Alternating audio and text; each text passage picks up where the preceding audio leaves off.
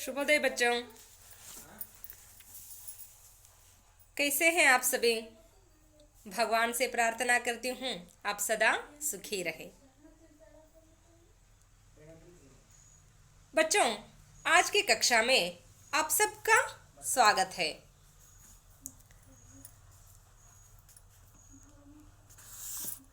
बच्चों, हम पिछली 2 कक्षाओं की जानकारी से ये जान चुके हैं कि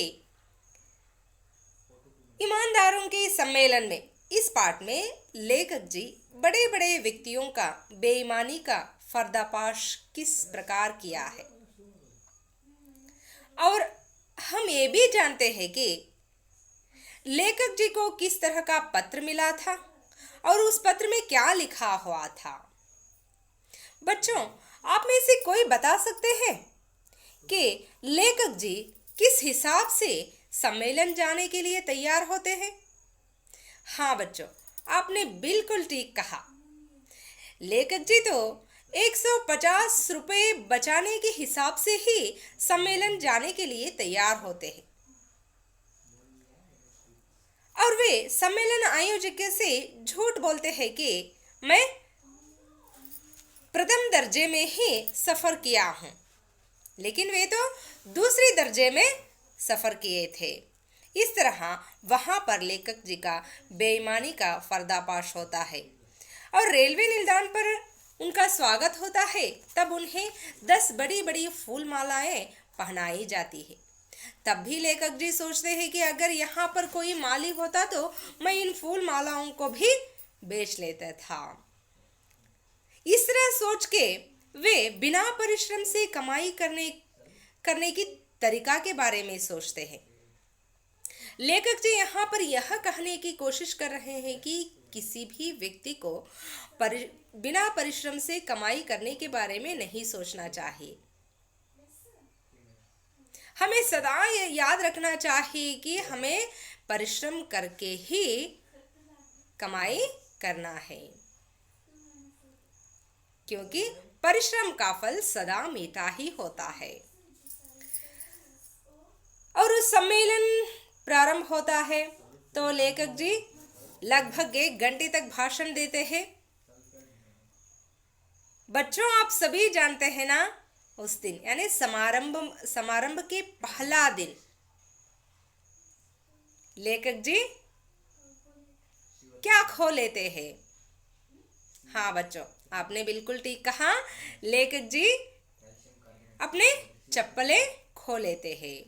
तब एक ईमानदार डेलीगेट ने उनके ही चप्पलों की चोरी करके उन चप्पलों को पहनकर उनके सामने आकर उनसे कहता है कि देखिए साहब, इस तरह के बड़े बड़े जलसे में या इस तरह के बड़े बड़े समारंभ में चप्पलों की जोड़ी को एक ही जगह पर नहीं उतारनी चाहिए। एक चप्पल इधर उतारिए तो दूसरी 10 फीट दूर उतारना चाहिए। मैंने ऐसा ही किया था, इसलिए मेरे चप्पलें गायब नहीं हुए हैं। और दूसरे दिन वे अपने गोष्ठियों को समाप्त करके जब कमरे में लौटते हैं तो बिस्तर की चादर गायब थी, और उसके अगले दिन लेखक जी के धूप का चश्मा गायब हो जाता है, और उसी रात कंबल भी गायब हो जाता है। इस तरह लेखक जी दिन ब दिन एक न एक चीज खोते जाते हैं। इस तरह लेखक जी को उस सम्मेलन में बहुत ही बुरे अनुभव होते हैं। जब लेखक जी अपने चश्मे ढूंढ रहे थे, तब लेखक जी के चश्मे को पहनकर एक व्यक्ति उनके सामने आकर उनसे कहता है कि लेखक जी, क्या आपके चश्मा घूम गया है? कहाँ रखे थे आप चश्मे को? इस तरह प्रश्न करता है, और लेखक जी से कहता है कि आपने चश्मा लगाया नहीं था। तो लेखक जी को गुस्सा आ जाता है, और वहां उनसे कहता है कि क्या रात को सोते समय कोई चश्मा पहनकर सोता है? मैंने तो सोते समय टेबल पर, पास रहने वाला टेबल पर चश्मे को रखा था, लेकिन सुबह उठकर देखता हूँ चश्मा वहां पर नहीं है। इस तरह वहां पर लेखक जी बुरे अनुभवों को प्राप्त कर लेते हैं। ಮಕ್ಕಳೇ, ನಿಮಗೆಲ್ಲ ತಿಳಿದಿರೋ ಹಾಗೆ ನಾವು ಹಿಂದಿನ 2 ತರಗತಿಗಳಲ್ಲಿ ಪಡೆದಂಥ ಮಾಹಿತಿಯ ಪ್ರಕಾರ ಲೇಖಕರು ಆ ಸಮ್ಮೇಳನದಲ್ಲಿ ತುಂಬ ಕೆಟ್ಟ ಅನುಭವಗಳನ್ನು ಪಡ್ಕೊಳ್ತಾರೆ. ಅವರೊಂದು ಲೆಕ್ಕಾಚಾರದೊಂದಿಗೆ ಆ ಸಮ್ಮೇಳನದಲ್ಲಿ ಭಾಗವಹಿಸ್ತಾರೆ. ಒಂದು 150 ರೂಪಾಯಿ ಹಣವನ್ನು ಉಳಿಸಬಹುದು ಅನ್ನೋ ಕಾರಣದಿಂದ ಅವರು ಆ ಸಮ್ಮೇಳನಕ್ಕೆ ಹಾಜರಾಗ್ತಾರೆ. ಆ ಸಮ್ಮೇಳನದ ಆಯೋಜಕರ ಬಳಿ ಅವರು ಸುಳ್ಳು ಹೇಳ್ತಾರೆ, ನಾನು ಪ್ರಥಮ ದರ್ಜೆಯ ಭೋಗಿಯಲ್ಲೇ ಪ್ರಯಾಣ ಮಾಡಿದ್ದೇನೆ ಅಂತ.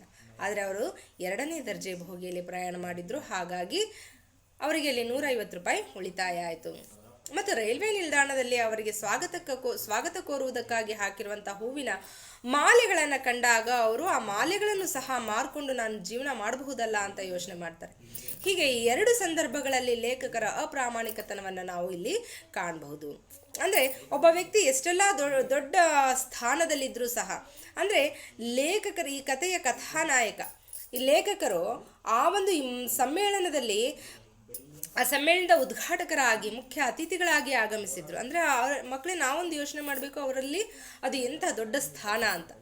ಅಂತಹ ಸ್ಥಾನದಲ್ಲಿರುವಂತಹ ವ್ಯಕ್ತಿಯೂ ಸಹ ಆ ಸಮ್ಮೇಳನದ ಆಯೋಜಕರ ಬಳಿ ಸುಳ್ಳು ಹೇಳ್ತಾರೆ. ಅದು ಪ್ರಾಮಾಣಿಕರ ಸಭೆಗೆ ಆಗಮಿಸಿ ಪ್ರಾಮಾಣಿಕರ ಸಭೆಯನ್ನು ಉದ್ಘಾಟನೆ ಮಾಡಿ ಅಲ್ಲಿ ನೆರೆದಿರುವಂತಹ ಜನರಲ್ಲಿ ಪ್ರಾಮಾಣಿಕತೆಯನ್ನು ಯಾವ ರೀತಿಯಾಗಿ ನೀವು ನಿಮ್ಮ ಜೀವನದಲ್ಲಿ ಅಳವಡಿಸಿಕೊಳ್ಳಬೇಕು ಅನ್ನೋ ನೀತಿ ಪಾಠವನ್ನು ಹೇಳೋದಕ್ಕಾಗಿಯೇ ಬಂದಿರುವಂತಹ ವ್ಯಕ್ತಿ. ಇಂಥ ವ್ಯಕ್ತಿ ಈ ರೀತಿಯಾಗಿ ಸುಳ್ಳು ಹೇಳಿ ಹಣವನ್ನು ದೋಚ್ತಾ ಇದ್ದಾರೆ, ಹಣವನ್ನು ಪಡ್ಕೊಳ್ತಾ ಇದ್ದಾರೆ. ಈ ರೀತಿ ಮಾಡೋದು ತಪ್ಪು ಅಂತ ಅವರೆಷ್ಟು ಅಪ್ರಾಮಾಣಿಕರನ್ನೋದನ್ನು ನಾವಿಲ್ಲಿ ಕಾಣಬಹುದು. ಸಮ್ಮೇಳನ ಪ್ರಾರಂಭವಾದ ಮೊದಲನೇ ದಿನ ಲೇಖಕರು ತಮ್ಮ ಪಾದರಕ್ಷೆಗಳನ್ನು ಕಳ್ಕೊಳ್ತಾರೆ.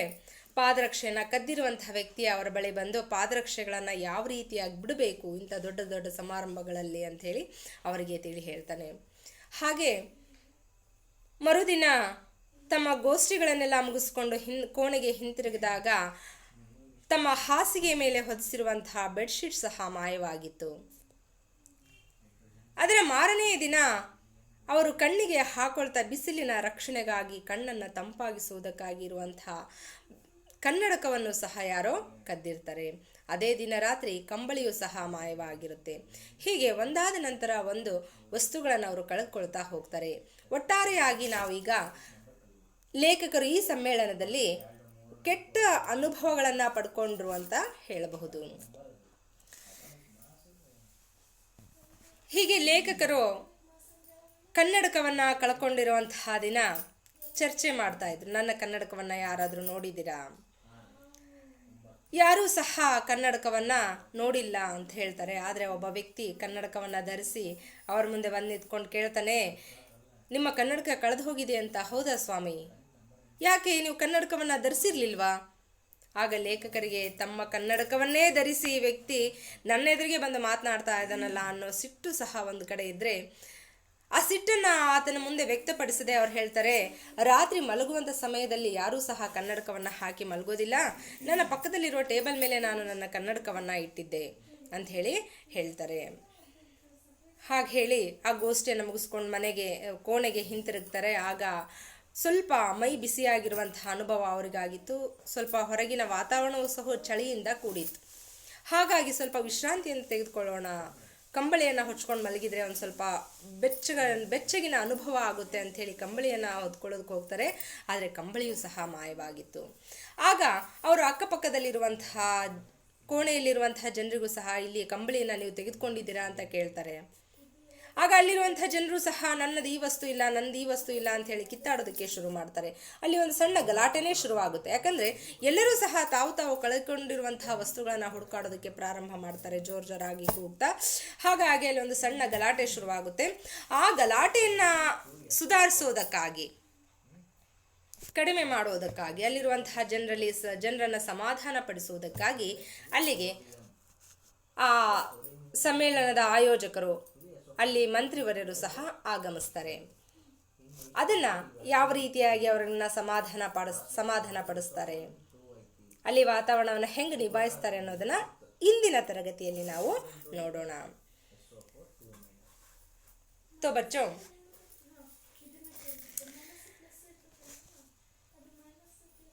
जब लेखक जी बिस्तर से कंबल निकालकर सोने के लिए जाने की तैयारी कर लेते हैं तो कंबल ढूंढते हैं तो कंबल वहाँ पर नहीं था, गायब हो चुका था. इसलिए वे वहाँ पर रहने वाले लोगों से पूछते हैं तो वहाँ और अन्य लोग भी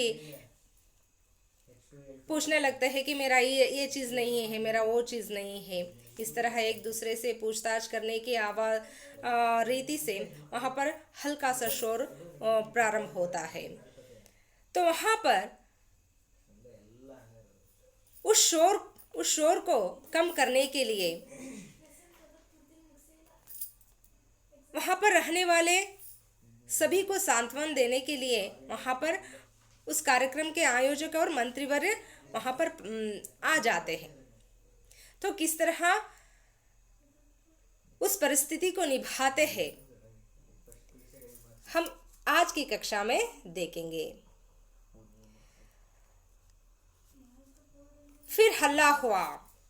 स्वागत समिति के मंत्री आए, कई कार्यकर्ता आए. मंत्री कार्यकर्ताओं को डांटने लगे, तुम लोग क्या करते हो? तुम्हारी ड्यूटी यहाँ है, तुम्हारे रहते चोरियां हो रहे हैं. यह ईमानदार सम्मेलन है. बाहर यहाँ चोरी की बात फैली तो कितना बदनामी होगी. जब वहाँ पर हल्का सा शोर प्रारंभ होता है तो वहाँ पर स्वागत समिति के मंत्री आते हैं, कार्यकर्ताएं आते हैं और मंत्री कार्यकर्ताओं को डांटते हुए उनसे कहते हैं कि तुम लोग यहाँ पर क्या कर रहे हो? तुम्हारी ड्यूटी यहाँ है, यहाँ पर आए गए सारे मेहमानों का देखभाल करना, उनकी आवश्यकताओं की पूरी करना, वो आपका काम है. तुम्हारे रहते हुए यहाँ पर चोरी हो रही है. यह एक ईमानदार सम्मेलन है. अगर बाहर यहाँ पर चोरियां हो रही है, यह खबर फैल जाती है तो कितना बदनामी होगी. इस तरह मंत्रीवर्य कार्यकर्ताओं को डांटने लगते हैं. ಅಲ್ಲಿ ಯಾವಾಗ ಲೇಖಕರು ತಮ್ಮ ಕಂಬಳಿ ಕಳೆದಿರೋದನ್ನು ಅಲ್ಲಿ ಒಂದು ಇಬ್ಬರು ಮೂವರ ಹತ್ರ ಕೇಳಿ ನನ್ನ ಕಂಬಳಿ ಇಲ್ಲಿರುವಂಥ ಕಂಬಳಿನ ನೀವು ಯಾರಾದರೂ ತೆಗೆದುಕೊಂಡಿದ್ದೀರಾ ಅಂತ ಕೇಳ್ತಾರೆ. ಹಾಗೆ ಅಲ್ಲಿರುವಂತಹ ಜನರು ಸಹ ನಂದು ವಸ್ತು ಕಳ್ಳತನ ಆಗಿದೆ, ನನ್ನ ವಸ್ತುಗಳನ್ನು ನೀವು ನೋಡಿದ್ದೀರಾ ಅಂತ ಹೀಗೆ ಒಬ್ರಿಗೊಬ್ರು ಮಾತಾಡ್ತಾ ಕೇಳ್ತಾ ಚಿಕ್ಕದಾಗಿ ಅಲ್ಲಿ ಒಂದು ಗಲಾಟೆ ಶುರುವಾಗುತ್ತೆ. ಆ ಗಲಾಟೆಯನ್ನು ಕಡಿಮೆ ಮಾಡೋದಕ್ಕಾಗಿ ಅಲ್ಲಿ ಆ ಕಾರ್ಯಕ್ರಮದ ಆಯೋಜಕರು ಮತ್ತು ಮಂತ್ರಿವರ್ಯರು ಸಹ ಆಗಮಿಸ್ತಾರೆ. ಆಗ ಮಂತ್ರಿವರರು ಅಲ್ಲಿರುವಂತಹ ಕಾರ್ಯಕರ್ತರನ್ನ ಬೈಯೋದಕ್ಕೆ ಶುರು ಮಾಡ್ತಾರೆ. ನಿಮ್ಮನ್ನ ಇಲ್ಲಿ ಕಾರ್ಯಕರ್ತರಾಗಿ ನಿಯೋಜನೆ ಮಾಡಿರುವಂತಹದ್ದು, ನೇಮಕ ಮಾಡಿರುವಂತಹದ್ದು ಇಲ್ಲಿ ಬಂದಿರುವಂತಹ ಅತಿಥಿಗಳ ಸತ್ಕಾರಕ್ಕಾಗಿ, ಅವರ ಬೇಡಗಳನ್ನು ಪೂರೈಸೋದಕ್ಕಾಗಿ. ನೀವಿರಬೇಕಾದ್ರೆ ಇಲ್ಲಿ ಕಳ್ಳತನ ಆಗ್ತಾ ಇದ್ದಾವೆ ಅಂದರೆ ನೀವು ಏನು ಕೆಲಸ ಮಾಡ್ತಾ ಇದ್ದೀರಾ? ನಿಮ್ಮ ಕೆಲಸ ಇಲ್ಲಿ ಪೂರ್ತಿಯಾಗಿ ಆಗ್ತಾ ಇಲ್ಲ. ನೀವು ನಿಮ್ಮ ಕೆಲಸಗಳನ್ನು ಅಚ್ಚುಕಟ್ಟಾಗಿ ನಿಭಾಯಿಸ್ತಾ ಇಲ್ಲ. ಇದು ಒಂದು ಪ್ರಾಮಾಣಿಕರ ಸಭೆ. ಇಂಥ ಒಂದು ಸಮ್ಮೇಳನದಲ್ಲಿ ನೀವು ಇರಬೇಕಾದ್ರೇನೆ ಕಳ್ಳತನ ಆಗ್ತಾ ಇದ್ದಾವೆ ಅಂತ ಹೊರಗಡೆ ಸುದ್ದಿ ಏನಾದರೂ ಪ್ರಚಾರ ಆದರೆ ಎಷ್ಟು ಅವಮಾನ. ನಾವು ಈ ರೀತಿಯ ಸಮ್ಮೇಳನಗಳನ್ನು ಮಾಡೋದಕ್ಕೆ ಅರ್ಥನೇ ಇರೋದಿಲ್ಲ. ಜನರು ನಮ್ಮ ಮೇಲೆ ನಂಬಿಕೆಯನ್ನು ಕಳೆದುಕೊಳ್ತಾರೆ ಅನ್ನೋ ಅರ್ಥದಲ್ಲಿ ಅವರಿಗೆ ಬೈಯೋದಕ್ಕೆ ಶುರು ಮಾಡ್ತಾರೆ. तब कार्यकर्ताओं ने कहा, हम क्या करें? अगर सम्माननीय डेलीगेट यहाँ वहाँ जाए तो क्या हम उन्हें रोक सकते हैं? तब कार्यकर्ताएं चुप नहीं रहते हैं. मंत्रिवर्य से कहते हैं, इसमें हमारा कोई कसूर नहीं है, हम क्या कर सकते हैं मंत्री जी? अगर यहाँ पर आए हुए सम्माननीय डेलीगेट यहाँ वहाँ जाते रहते हैं तो क्या हम उन्हें रोक सकते हैं? क्या हम उनसे कह सकते हैं कि आप बाहर मत जाइए? इसमें तो हम कुछ नहीं कर सकते हैं। इस तरह कार्यकर्ताओं मंत्रीवर्य से बातें करते हैं, उनसे कहते हैं। ಕಾರ್ಯಕರ್ತರು ಮಂತ್ರಿವರ್ಯರು ಕಾರ್ಯಕರ್ತರನ್ನ ಬೈದಾಗ ಕಾರ್ಯಕರ್ತರು ಸುಮ್ಮನೆ ನಿಂತ್ಕೊಳ್ಳೋದಿಲ್ಲ. ಅವ್ರು ಹೇಳ್ತಾರೆ, ಇದರಲ್ಲಿ ನಮ್ಮದು ಯಾವುದೇ ತಪ್ಪು ಇಲ್ಲ. ಯಾಕೆ ಅಂದರೆ, ಇಲ್ಲಿಗೆ ಆಗಮಿಸಿರುವಂತಹ ಅತಿಥಿಗಳು ಗಂಟೆಗೊಂದ್ಸಲ ಹೊರಗಡೆ ಓಡಾಡ್ತಾ ಇರ್ತಾರೆ, ಸುತ್ತಾಡೋದಕ್ಕೆ ಹೊರಗಡೆ ಹೋಗ್ತಾ ಇರ್ತಾರೆ. ನಾವು ಅವರನ್ನು ಪ್ರಶ್ನೆ ಮಾಡೋ ಹಾಗಿಲ್ಲ, ಯಾಕೆ ನೀವು ಹೊರಗೆ ಸುತ್ತಾಡೋದಕ್ಕೆ ಹೋಗ್ತೀರಿ ಅಂತ ಕೇಳೋಕ್ಕಾಗಲ್ಲ. ಅವರು ಒಂದೇ ಹತ್ರ ಇದ್ದರೆ ಎಲ್ಲರೂ ಒಟ್ಟಿಗೆ ಹೋಗೋದಾಗಲಿ ಅಥವಾ ಒಟ್ಟಿಗೆ ಬರೋದಾಗಲಿ ಮಾಡೋದಿಲ್ಲ, ಒಬ್ಬೊಬ್ಬರೇ ತಿರುಗಾಡ್ತಾ ಇರ್ತಾರೆ. ಹಾಗಾಗಿ ಇದರಲ್ಲಿ ನಮ್ಮ ಯಾವುದೇ ತಪ್ಪಿಲ್ಲ, ಅವರವರ ವಸ್ತುಗಳಿಗೆ ಅವರವರೇ ಜವಾಬ್ದಾರರು ಅನ್ನೋ ಅರ್ಥದಲ್ಲಿ ಕಾರ್ಯಕರ್ತರು ಮಾತಾಡ್ತಾರೆ. ತಬ್ ಮಂತ್ರಿ ने गुस्से से कहा, मैं पुलिस को बुलाकर यहाँ सबकी तलाशी करवाता हूँ. तब मंत्री जी चुप नहीं रहते हैं. कार्यकर्ताओं से कहते हैं, आपके रहते हुए यहाँ पर चोरी हो रही है, तो मैं पुलिस को बुलवाकर यहाँ सबकी तलाशी करवाता हूँ. ಮಂತ್ರಿ ಕಾರ್ಯಕರ್ತರು ಹೇಳಿರುವಂಥ ಒಂದು ಮಾತನ್ನು ಕೇಳಿ, ಅವರು ಕೊಟ್ಟಿರುವಂಥ ಒಂದು ಉತ್ತರದಿಂದ ಅವರು ಸಮಾಧಾನ ಪಡ್ಕೊಳ್ಳೋದಿಲ್ಲ. ಅದಕ್ಕೆ ಪ್ರತಿಯಾಗಿ ಮಂತ್ರಿವರ್ಯರು ತುಂಬ ಕೋಪದಿಂದ ಕಾರ್ಯಕರ್ತರನ್ನು ಉದ್ದೇಶಿಸಿ ಹೇಳ್ತಾರೆ, ನೀವಿರಬೇಕಾದ್ರೆ ಇಲ್ಲಿ ಕಳ್ಳತನ ಆಗ್ತಾ ಇದೆ ಅಂದರೆ ಇದು ನಿಮ್ಮ ಕಾರ್ಯವೈಖರಿಯಲ್ಲಿರುವಂಥ ಲೋಪ. ಹಾಗಾಗಿ ನಾನೀಗ ಪೊಲೀಸರನ್ನ ಕರೆಸಿ ಇಲ್ಲಿ ಎಲ್ಲರ ಪರೀಕ್ಷೆಯನ್ನು ಮಾಡ್ತೀನಿ. ಅವರೆಲ್ಲರನ್ನ ಪರೀಕ್ಷಿಸಿದಾಗ, ಎಲ್ಲರ ಬ್ಯಾಗ್ಗಳನ್ನು ಪರೀಕ್ಷಿಸಿದಾಗ, ಎಲ್ಲರ ಜೇಬ್ಗಳನ್ನು ಪರೀಕ್ಷಿಸಿದಾಗ ಕಳ್ಳರು ಯಾರು ಅಂತ ಗೊತ್ತಾಗುತ್ತೆ ಅಂತ ಹೇಳ್ತಾರೆ. तब लेखक जी मंत्री जी को समझाते हैं कि इस तरह के बड़े बड़े समारंभ में ऐसे होता ही रहता है. तब लेखक जी मंत्रीवर्य को समझाते हैं, ऐसा हरगिज मत करिए. ईमानदारों के सम्मेलन में पुलिस ईमानदारों की तलाशी ले, यहाँ बड़ी अशोभनीय बात होगी. फिर इतने बड़े सम्मेलन में थोड़ी गड़बड़ी होगी ही. तब लेखक जी मंत्री जी को समझाते हैं कि यहाँ एक ईमानदारों का सम्मेलन है, अगर यहाँ पर पुलिस आकर सबकी तलाशी ले लेते हैं तो यहाँ बहुत अशोभनीय बात होगी. हम सबकी सम्मान का, प्रतिष्ठा का विषय है, इसलिए आप हरगिज ऐसा मत करिए. ऐसे समारंभ में, सम्मेलन में थोड़ी गड़बड़ी होगी ही. इस तरह लेखक जी मंत्री जी को समझाने की कोशिश करते हैं. ಮಂತ್ರಿವರ್ಯರು ಯಾವಾಗ ನಾನು ಪೊಲೀಸರನ್ನ ಕರೆಸಿ ಇಲ್ಲಿ ಎಲ್ಲರನ್ನ ಪರೀಕ್ಷೆ ಮಾಡಿಸ್ತೀನಿ ಅಂತ ಹೇಳ್ತಾರೋ ಆಗ ಲೇಖಕರು ಮಂತ್ರಿವರ್ಯರಿಗೆ ಒಂದು ವಿಷಯವನ್ನು ಮನದಟ್ಟು ಮಾಡೋದಕ್ಕೆ ಪ್ರಯತ್ನ ಪಡ್ತಾರೆ. ಏನಪ್ಪ ಅಂದರೆ, ಇದು ಒಂದು ಪ್ರಾಮಾಣಿಕರ ಸಭೆ. ಇಂಥ ಒಂದು ಸಮ್ಮೇಳನದಲ್ಲಿ ಪೊಲೀಸರು ಬಂದು ಎಲ್ಲ ಬಂದಿರುವಂಥ ಅತಿಥಿಗಳ, ಇಲ್ಲಿ ಬಂದಿರುವಂಥ ಎಲ್ಲ ವ್ಯಕ್ತಿಗಳ ಪರೀಕ್ಷೆ ಮಾಡೋದು ಅಂದರೆ, ಅವರ ಬ್ಯಾಗ್ಗಳನ್ನಾಗಲಿ ಅವರ ಜೇಬ್ಗಳನ್ನಾಗಲಿ ಪರೀಕ್ಷಿಸೋದಂದರೆ ಇದು ಒಂದು ತುಂಬ ಅವಮಾನಕರವಾದಂಥ ಸಂಗತಿ.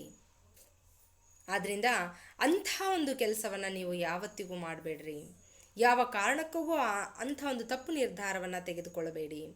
ಇಂಥ ದೊಡ್ಡ ದೊಡ್ಡ ಸಮಾರಂಭಗಳಲ್ಲಿ ಸಣ್ಣ ಪುಟ್ಟ ತೊಂದರೆಗಳು ಆಗೋದು ಸಹಜ, ಅದನ್ನೆಲ್ಲ ನಾವು ಸಹಿಸ್ಕೊಂಡು ಹೋಗಬೇಕು ಅಂಥೇಳಿ ಲೇಖಕರು ಮಂತ್ರಿವರ್ಯರಿಗೆ ಹೇಳ್ತಾರೆ. तब एक कार्यकर्ता मंत्री जी से कहता है, एक कार्यकर्ता ने कहा, तलाशी किनकी करवाएंगे? आधे के लगभग डेलीगेट तो किराया लेकर दोपहर को ही वापस चले गए. तब एक कार्यकर्ता मंत्री जी से कहता है कि मंत्री जी, आप किन किन की तलाशी करवाते हैं? लगभग आधे लोग तो दोपहर को ही किराया लेकर अपने अपने गांव चले गए हैं. ಆಗ ಅಲ್ಲಿರುವಂಥ ಒಬ್ಬ ಕಾರ್ಯಕರ್ತ ಹೇಳ್ತಾನೆ, ಮಂತ್ರಿಗಳೇ, ನೀವು ಯಾರ ಪರೀಕ್ಷೆಯನ್ನು ಮಾಡಿಸೋರಿದ್ದೀರಿ? ನಿಜವಾದ ಕಳ್ಳರು, ವಸ್ತುಗಳನ್ನು ಕದ್ದಿರುವಂಥವ್ರು ಯಾರೂ ಸಹ ತುಂಬ ಹೊತ್ತು ಆ ಸ್ಥಳದಲ್ಲಿ ಇರೋದಿಲ್ಲ. ಇಲ್ಲಿರುವಂಥ ಅರ್ಧಕ್ಕಿಂತ ಹೆಚ್ಚು ಜನ ಮಧ್ಯಾಹ್ನವೇ ತಮಗೆ ಬರುವಂಥ ಹಣವನ್ನು ಪಡೆದುಕೊಂಡು ಅವರವರು ಊರಿಗೆ ಹೋಗಿ ಸೇರಿಕೊಂಡಿದ್ದಾರೆ. ಉಳಿದವರ ಪರೀಕ್ಷೆಯನ್ನು ಮಾಡಿಸಿ ಏನು ಪ್ರಯೋಜನ ಅಂತ ಹೇಳಿ ಹೇಳ್ತಾನೆ. रात को पहनने के कपड़े सिरहाने दबाकर सोया, नई चप्पलें और शेविंग का डिब्बा बिस्तर के नीचे दबाया. जब मंत्री जी को पता चलता है कि आधे के आधे लोग दोपहर को ही चले गए हैं, तो वे मान लेते हैं कि लेखक जी की बात को मान लेते हैं कि ऐसे बड़े बड़े समारंभ में छोटी छोटी गड़बड़ी होगी ही. तो लेखक जी से विदा लेकर वे चले जाते हैं और लेखक जी भी सोने के लिए अपने कमरे में आते हैं.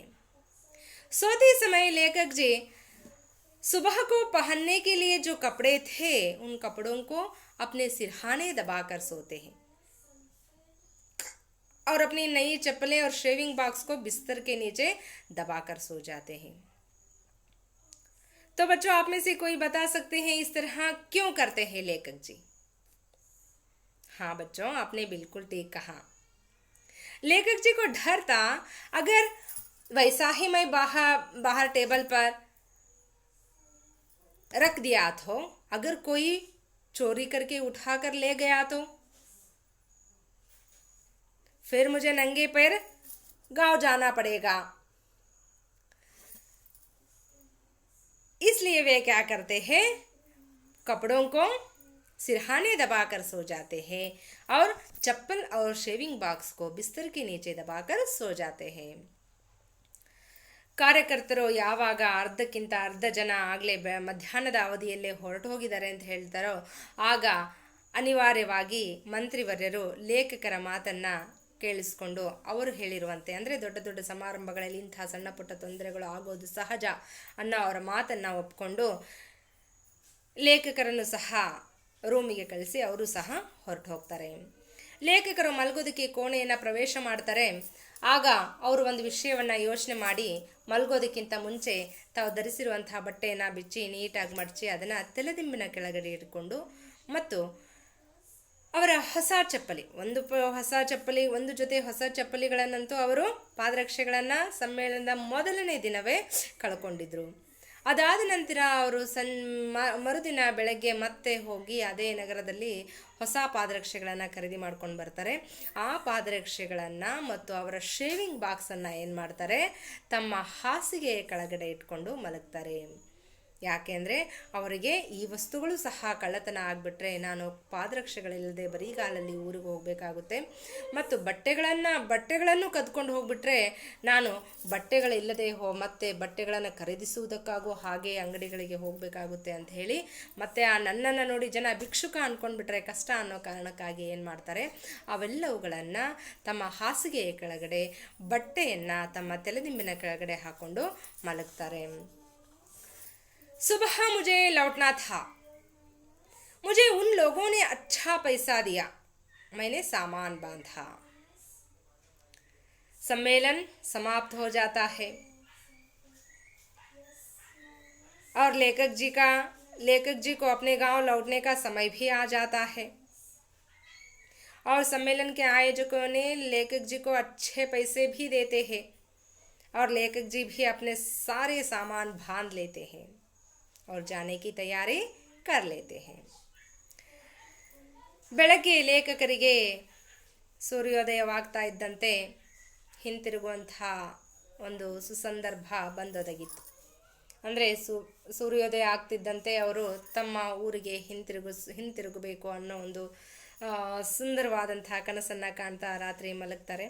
ಯಾಕಂದರೆ ಅಷ್ಟೂ ದಿನ ಸಮ್ಮೇಳನದಲ್ಲಿ ಅವರಿಗೆ ಆಗಿರುವಂಥ ಕೆಟ್ಟ ಅನುಭವಗಳೇ ಆಗಿದ್ದು. ನೆನಪಿಸ್ಕೊಂಡು ಯಾವತ್ತಾದರೂ ಒಂದು ದಿನ ನೆನಪಿಸ್ಕೊಂಡು ಎಷ್ಟು ಚೆನ್ನಾಗಿತ್ತು ಆ ದಿನ ಅಂತ ಅಂದ್ಕೊಳ್ಳುವಂಥ ಯಾವುದೇ ದಿನ ಆಗಲಿ ಅಂಥ ಒಳ್ಳೆಯ ಸಮಯ ಆಗಲಿ ಅವರು ಆ ಸಮ್ಮೇಳನದಲ್ಲಿ ಕಳೆದಿರಲಿಲ್ಲ. ಹಾಗಾಗಿ ಬೆಳಗ್ಗೆ ಎದ್ದ ತಕ್ಷಣ ನಾನು ಊರಿಗೆ ಹೋಗಬೇಕು ಅನ್ನೋ ಒಂದು ಸಂಭ್ರಮದಿಂದ ಅವರು ಮಲಗ್ತಾರೆ. ಆ ಕಾರ್ಯಕ್ರಮದ ಆಯೋಜಕರು ಇವರಿಗೆ ಒಳ್ಳೆಯ ಹಣವನ್ನು ಕೊಡ್ತಾರೆ. ಲೇಖಕರು ಸಹ ತಮ್ಮ ಎಲ್ಲ ಸಾಮಾನುಗಳನ್ನು ಕಟ್ಕೊಂಡು ಹೊರಡೋ ಸಿದ್ಧತೆಯನ್ನು ಮಾಡ್ಕೊಳ್ತಾರೆ.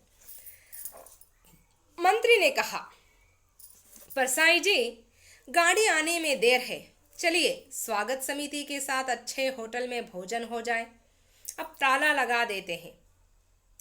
जब मंत्री जी लेखक जी को बुलाकर कहते हैं कि गाड़ी आने में देरी है, तो हम स्वागत समिति के साथ चलकर एक अच्छा भोजन कर लेते हैं। तो लेखक जी भी सोचते हैं कि क्यों ना हो जाए,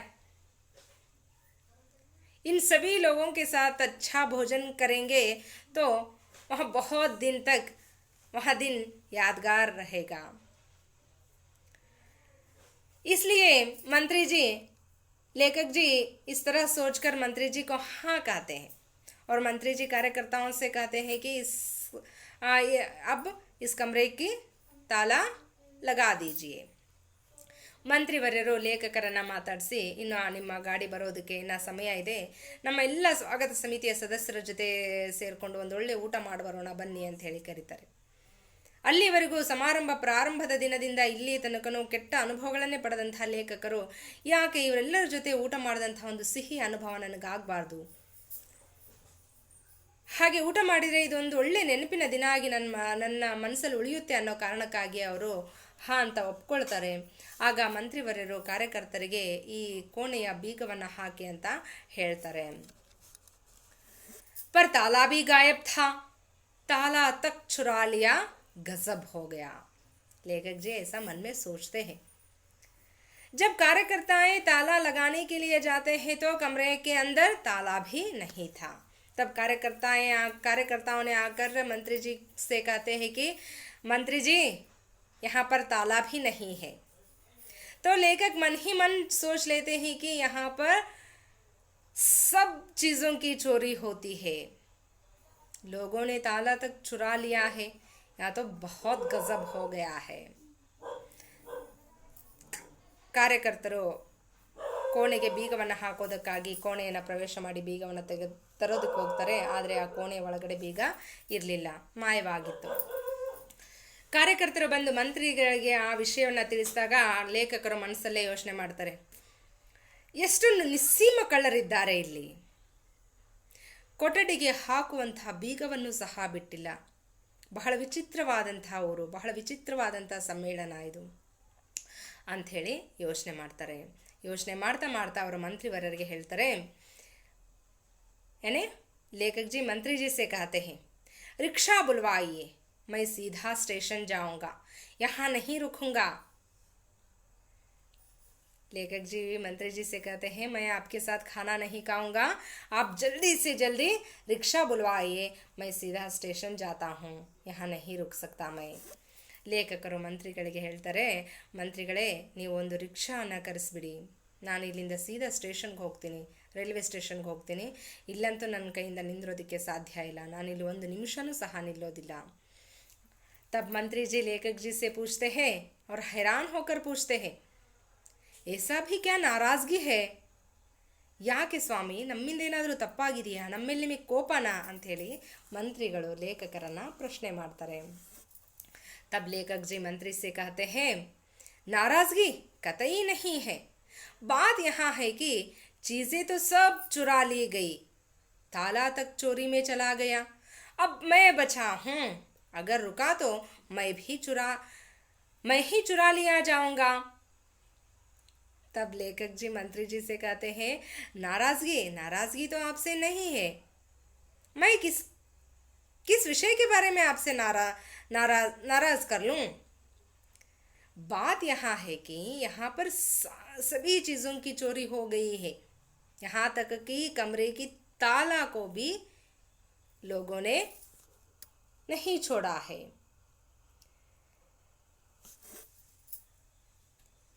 अब मैं बचा हूँ, अगर थोड़ी देर के लिए मैं यहाँ पर रुक जाता हूँ, अगर वे मुझे ही चुरा कर ले गए तो, इसलिए मैं यहाँ नहीं रुकूंगा. आपको मैं नमस्कार करता हूँ, मुझे छोड़ दीजिए, मैं जल्दी से जल्दी मेरा गांव पहुंचना चाहता हूँ.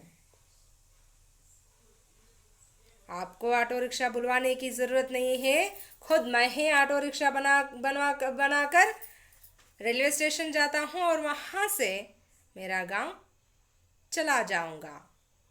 इस तरह कहते हुए मंत्री जी को नमस्कार करते हुए वहाँ से लेखक जी 9-2-11 हो जाते हैं। तो बच्चों, इस पाठ से हमें इस विषय को याद रखना चाहिए कि ईमानदार व्यक्ति अगर कहीं पर है तो उन्हें सम्मान मिलता है। अगर बेईमान व्यक्ति कितने बड़े बड़े समारंभ में भी हो या कितने ही बड़े व्यक्तियों के साथ हो, उन्हें सम्मान नहीं मिलता है, उन्हें अवमानित होना ही पड़ता है। बुरे अनुभवों को प्राप्त कर लेना ही पड़ता है। इसलिए मैं आशा करती हूँ आप कभी ऐसा बुरे समय का सामना नहीं करेंगे।